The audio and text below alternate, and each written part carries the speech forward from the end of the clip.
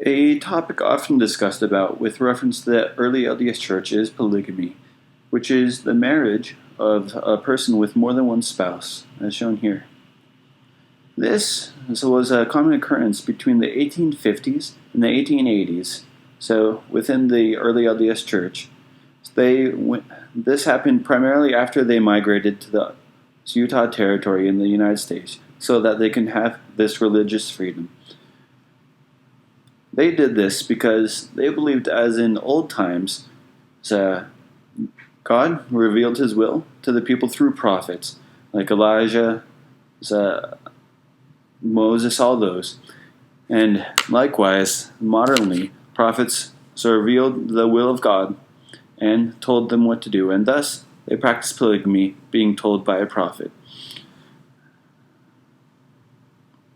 This really was the beginning point and end point of polygamy, the will of God.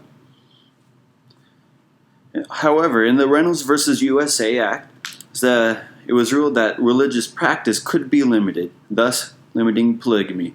This forced many Mormon families to have the fathers imprisoned or have them go into hiding.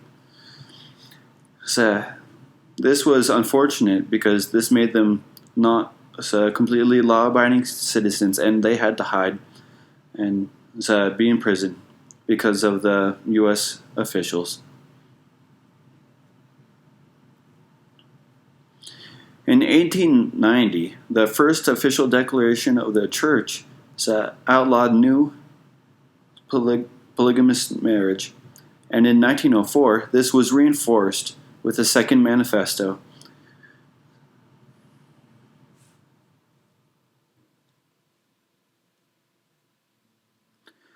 However, sometimes when we think about it, we think, why would they do that in the first place? Why would they start marrying, especially if it was against the law?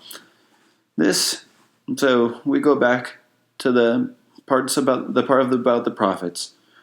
We know that the prophets, if they really are this mouthpiece of God, are saying God's will. And if you believe that, having faith and obedience is essential to that. They were just following what they believed in. And we know that this is entirely possible. In the Bible, there are several accounts of polygamous marriages, like Israel, David, Solomon, all of them stories in the Bible.